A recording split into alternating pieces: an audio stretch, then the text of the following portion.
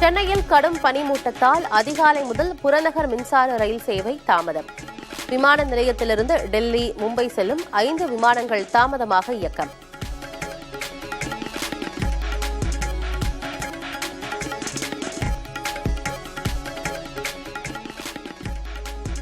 தேசிய நெடுஞ்சாலைகளில் ஒரே மாதிரியான சுங்க கொள்கை அமல்படுத்தப்படும்.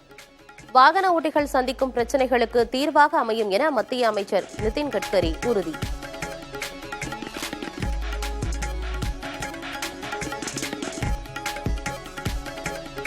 தமிழ்நாட்டில் புற்றுநோயால் சுமார் 2.5 லட்சம் பேர் பாதிக்கப்பட்டு சிகிச்சை. பெண்களை அதிகம் பாதிக்கப்பட்டுள்ளதாக அதிர்ச்சி தகவல்.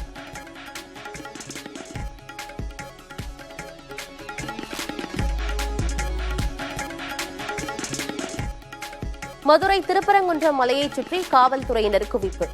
இந்து முன்னணி உள்ளிட்ட அமைப்புகள் இன்று ஆர்ப்பாட்டம் நடத்தப்போவதாக அறிவித்திருந்த நிலையில் நடவடிக்கை.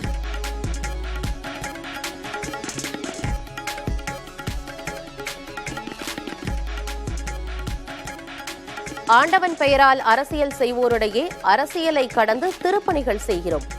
திமுக ஆட்சியில் இதுவரை 2504 கோயில்களில் குடமுழுக்கு நடைபெற்றுள்ளதை சுட்டிக்காட்டி முதலமைச்சர் மு க ஸ்டாலின் பெருமிதம்.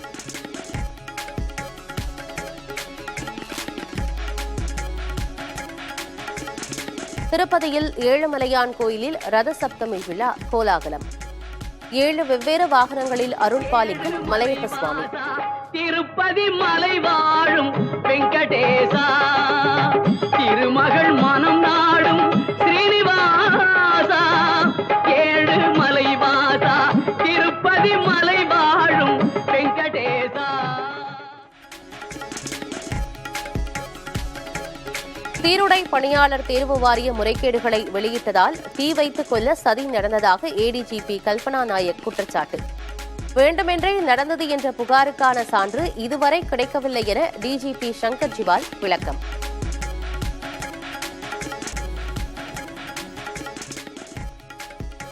தமிழக ரயில்வே திட்டங்களுக்கு 6626 கோடி ரூபாய் ஒதுக்கீடு. கடந்த ஆண்டை விட 295 கோடி ரூபாய் அதிகம் என மத்திய அமைச்சர் அஸ்வினி வைஷ்ணவ் தகவல்.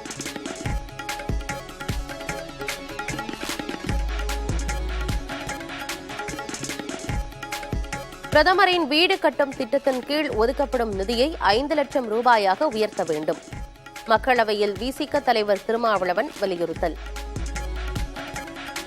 கடந்த முறை பெயரால் வீடு கட்டும் இந்த திட்டத்திற்கு குறைந்தது 5 லட்சம் ரூபாய் ஒதுக்கீடு செய்ய வேண்டும். அதனை முழுமையாக கட்டி முடிப்பதற்குரிய அனைத்து பணிகளையும் கண்காணிக்க வேண்டும், ஆவண செய்ய வேண்டும் என்று இந்த நேரத்திலே நான் வலியுறுத்த கடமைப்பட்டிருக்கிறேன். முதன்முதலாக பெரியாரை எதிர்த்து தனி இயக்கம் தொடங்கியவர் அண்ணா என்று சீமான் பேச்சு. அண்ணா வந்த பிறகுதான் அரசியல் மேடைகளில் தமிழர் வரலாறு பேசப்பட்டதாகவும் கருத்து. தோட்டத்தின் மல்லிகைக்கும் மனமுண்டு என்று சொன்னவர். அவர் அரசியல் தளத்திற்கு வந்த பிறகுதான் தமிழக அரசியல் வரலாற்றின் மேடைகளில் தமிழர்களின் இலக்கியமும் தமிழர்களின் வரலாறும் பேசப்பட்டது என்பதுதான் வரலாறு.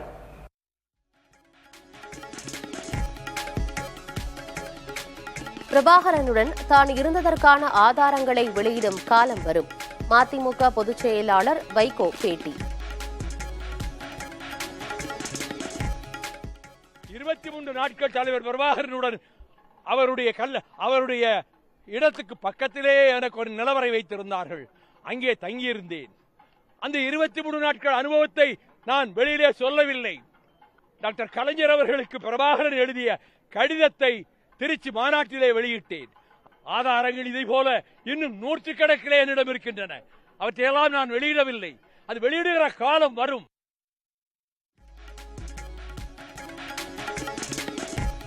தேனி மாவட்ட தமிழக வெற்றிக் கழகத்தினர் இடையே உட்கட்சி பூசல். தலைமைக்கு தவறான தகவல்களை அளிப்பதாக மாவட்ட செயலாளர்கள் மீது மகளிர் அணி உறுப்பினர் குற்றச்சாட்டு.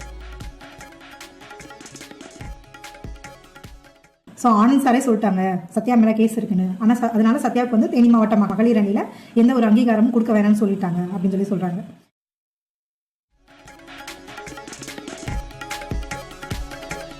டெல்லியில் சட்டப்பேரவை தேர்தல் நடத்தை விதிமுறைகளை மீறியதாக 6000 புகார்கள் பதிவு. மாநில தலைமை தேர்தல் அதிகாரி ஆலிஸ் வாஸ் புதிய தலைமுறைக்கு பேட்டி.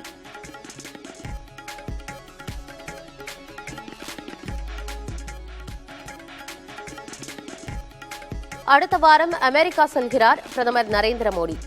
வாஷிங்டனில் அதிபர் டிரம்பை வரும் 13ஆம் தேதி சந்திக்கிறார்.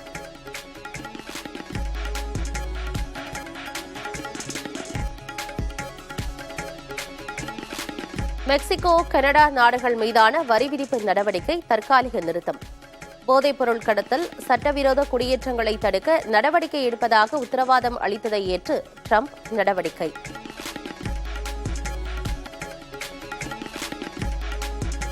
வெளிநாடுகளுக்கு நிதியுதவி செய்யும் அமைப்பை மூட அமெரிக்கா முடிவு. விரைவில் அறிவிப்பு வெளியாகும் என எலான் மஸ்க் தகவல்.